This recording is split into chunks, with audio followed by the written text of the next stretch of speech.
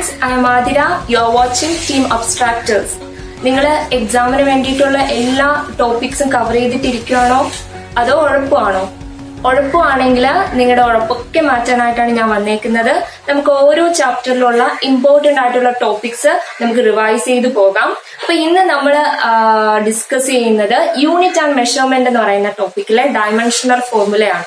നിങ്ങൾക്കറിയാം, എല്ലാ എക്സാമിനും സ്ഥിരം ചോദിക്കാറുള്ള ഒരു ടോപ്പിക്കാണ് ഡയമെൻഷണൽ ഫോർമുല എന്ന് ഉള്ള ക്വസ്റ്റ്യൻസ് എന്ന് പറയുന്നത്. അപ്പോൾ അത് തന്നെ പല മെത്തേഡ് ഉണ്ട്.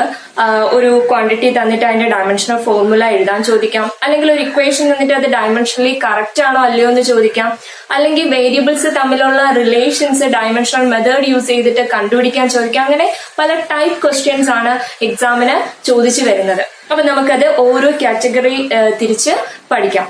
So let's begin.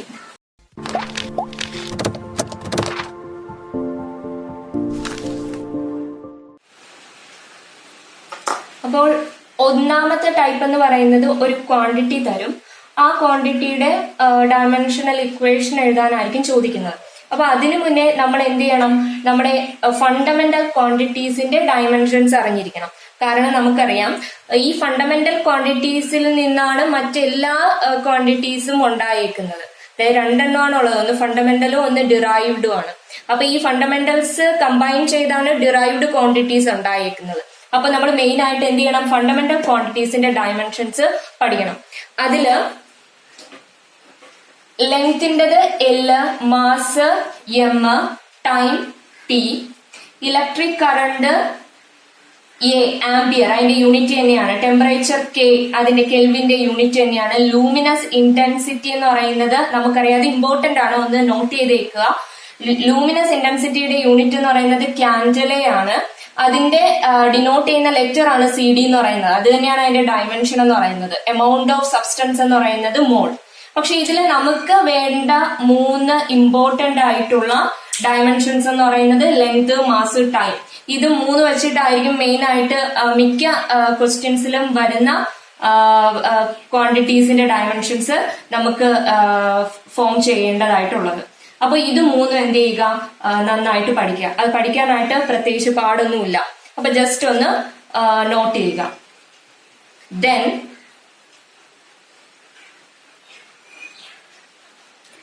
ഇതിത്രയും നിങ്ങൾ നോട്ട് ചെയ്തിട്ടുണ്ട് നിങ്ങൾക്ക് അറിയാമെങ്കിൽ ഇനി നമുക്ക് നമ്മുടെ ടൈപ്പ് 1 കടക്കാം. അതായത് ഒരു ക്വാണ്ടിറ്റി തരും, എന്നിട്ട് അതിന്റെ ഡയമെൻഷണൽ ഫോർമുല എഴുതുക. അത് നമുക്ക് പല രീതിയിൽ എഴുതാം. ഇക്വേഷൻ വെച്ച് എഴുതാം, അല്ലെങ്കിൽ ഫോർമുല വെച്ച് എഴുതാം. നമുക്കിപ്പോ നമുക്ക് ഫോർമുല വെച്ച് എഴുതുന്ന രീതി നമുക്ക് നോക്കാം. അപ്പോ ഇതില് നമ്മൾ ശ്രദ്ധിക്കേണ്ടതായിട്ടുള്ളത്, ഞാൻ ഒരിക്കലും പറയില്ല എല്ലാത്തിന്റെയും ഫണ്ടമെന്റൽ ക്വാണ്ടിറ്റീസ് നമ്മൾ ഇരുന്ന് ബൈഹേർട്ട് ചെയ്യാൻ ഞാൻ ഒരിക്കലും പറയില്ല. ഇനി ഒട്ടും പറ്റാത്ത ആളുകൾ മാത്രം ഇരുന്ന് ബൈഹേർട്ട് ചെയ്യുക. അതായത് ഒരു എക്സാമ്പിൾ ആയിട്ട് പറയുകയാണെങ്കിൽ, എല്ലാ എക്സാമിനും മിക്കവാറും ചോദിക്കുന്ന ഒരു ചോദ്യമാണ് ഫോഴ്സിന്റെ ഡയമെൻഷണൽ ഫോർമുല എഴുതുക. ഇപ്പൊ ഫോഴ്സിന്റെ ഡയമെൻഷണൽ ഫോർമുല എഴുതാൻ പറഞ്ഞാൽ ആദ്യം ഫോഴ്സിന്റെ ഇക്വേഷൻ എഴുതുക. F = ma.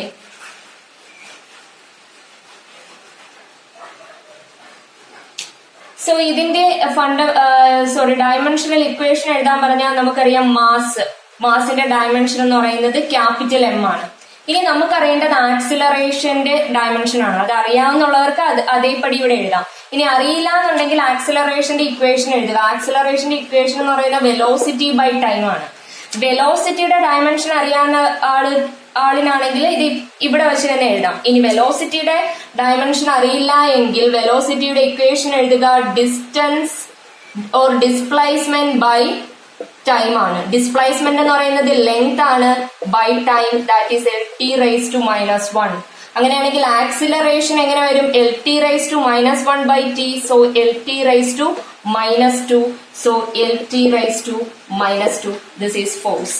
അപ്പൊ നമുക്ക് ഈ രീതിയിൽ ഇത് ഞാനിങ്ങനെ പറയുന്നുണ്ടെങ്കിൽ നമുക്ക് പെട്ടെന്ന് എന്ത് ചെയ്യാൻ പറ്റും? ഡയമെൻഷണൽ ഫോർമുല നമുക്ക് മേക്ക് ചെയ്യാനായിട്ട് സാധിക്കും. ഇത്രയും ടൈമൊന്നും എടുക്കില്ല. ഞാൻ പറയുന്നതുകൊണ്ടാണ് നിങ്ങൾക്ക് അങ്ങനെ തോന്നുന്നത്.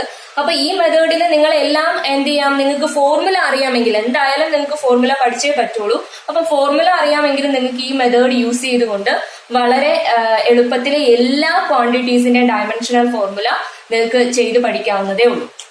വേറൊരു എക്സാമ്പിൾ ആയിട്ട് പറയുകയാണെങ്കിൽ ഇനി നമുക്കറിയാം ഫോഴ്സ് MLT⁻²- ആണ്. അങ്ങനെയാണെങ്കിൽ വർക്ക് ഡൺ എന്ന് പറയുന്നത് force into displacement, force MLT⁻² into displacement വരുമ്പോൾ വീണ്ടും L, so L into L square. So work ഡണ്ണിന്റെ ഇക്വേഷൻ നമ്മൾ കണ്ടുപിടിച്ചു. അപ്പോൾ ഈ രീതിയിൽ നമുക്ക് എന്ത് ചെയ്യാൻ പറ്റും, കണ്ടുപിടിക്കാനായിട്ട് സാധിക്കും. ബൈ ഹാർട്ട് ചെയ്യണമെന്ന് ഇല്ല. ഇനി ശ്രദ്ധിക്കേണ്ട മറ്റൊരു കാര്യം എന്ന് പറയുന്നത് വർക്ക് ഡൺ എന്ന് പറയുന്നത് അതിന്റെ ഡയമെൻഷണൽ ഇക്വേഷനും നമുക്കറിയാം. ദ എനർജി എന്ന് പറയുന്നത് equal to amount of work done ആണ്.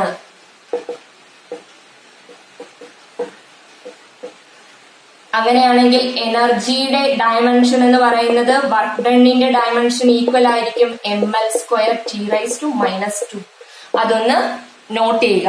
അതായത് ഏത് എനർജി ആണെങ്കിലും, കൈനറ്റിക് ആണെങ്കിലും പൊട്ടൻഷ്യൽ ആണെങ്കിലും എല്ലാം എന്ത് തന്നെയാണ്, എനർജിയുടെ ഫോം തന്നെയാണ്.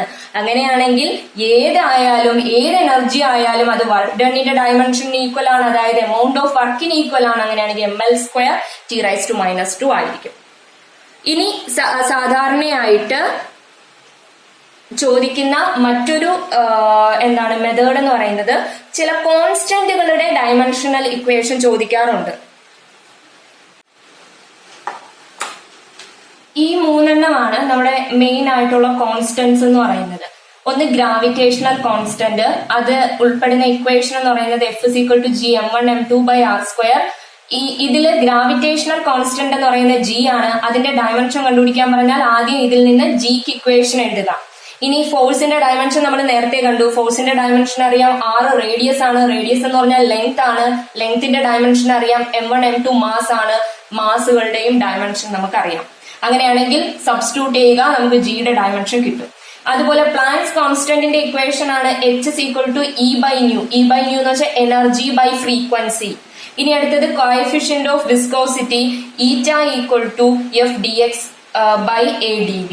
അതിൽ F എന്ന് പറയുന്ന ഫോഴ്സ്, dx എന്ന് പറയുന്ന ഡിസ്പ്ലേസ്മെന്റ്, A എന്ന് പറയുന്നത് ഏരിയ, dV എന്ന് പറയുന്നത് വെലോസിറ്റി. ഇതിൽ നമുക്ക് ഒരെണ്ണം ചെയ്യാം. ഇത് ഇങ്ങനെയും ചോദിക്കാറുണ്ട് ക്വസ്റ്റ്യൻസ്. അപ്പോ അതെന്ന് പറയുന്നത് ജിയുടെ ഡയമെൻഷൻ എന്ന് പറയുന്നത് നമുക്ക് എങ്ങനെ വരും, ഫോഴ്സിന്റെ നമ്മൾ നേരത്തെ കണ്ടതേ ഉള്ളൂ, ML⁻² ഇൻറ്റു R². R² എന്ന് പറയുന്ന ലെങ്ത്തിന്റെ square by mass M, another M.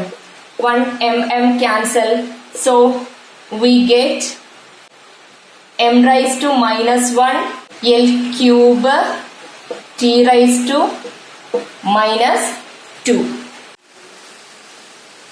So മറ്റ് 2 കോൺസ്റ്റന്റ്സിന്റെ ഡയമെൻഷൻസ് നിങ്ങൾക്ക് ചെയ്ത് നോക്കാം. ചെയ്ത് നോക്കിയിട്ട് അത് കമന്റ് ബോക്സിൽ അതിന്റെ ആൻസേഴ്സ് നിങ്ങൾക്ക് ഷെയർ ചെയ്യുകയും ചെയ്യാം. അതിൽ ശ്രദ്ധിക്കേണ്ടത് പ്ലാങ്ക്സ് കോൺസ്റ്റന്റ് E/ν ആണ്. എനർജിയുടെ ഇക്വേഷൻ വർക്ക് ഡണ്ണിന് ഈക്വൽ ആണ്. ന്യൂ ഫ്രീക്വൻസി ആണ്. ഫ്രീക്വൻസി എന്ന് വെച്ചാൽ റെസിപ്രോക്കൽ ഓഫ് ടൈം പീരീഡ് ആണ്. ടൈമിന്റെ ഡയമെൻഷൻ എന്ന് പറയുന്നത് എന്താണ്, T ആണ്.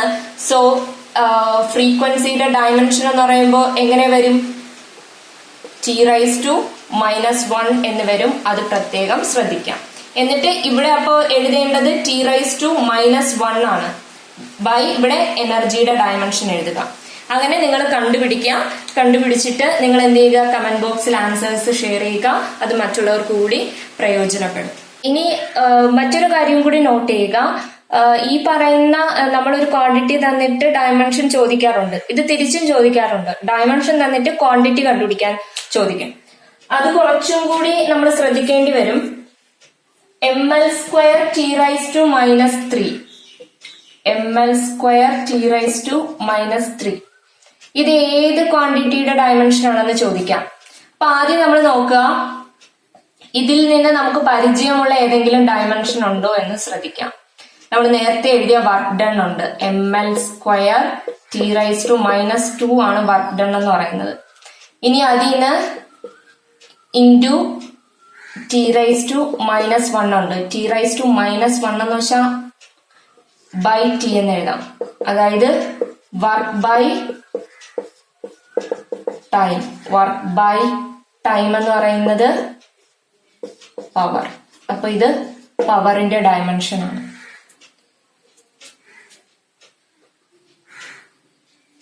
ഇനി അടുത്തത് മറ്റൊരു question MT raised to -2. MT raised to -2. MLT raised to -2 ആണെങ്കിൽ നമുക്കറിയാം അത് ഫോഴ്സ് ആണ്. അങ്ങനെയാണെങ്കിൽ ഇവിടെ ഒരു L കൊണ്ട് മൾട്ടിപ്ലൈ ചെയ്യുകയും ഡിവൈഡ് ചെയ്യുകയും ചെയ്യുക. അപ്പൊ ഇത് force by length. Force by length എന്ന് പറയുന്നത് സർഫസ് ടെൻഷൻ.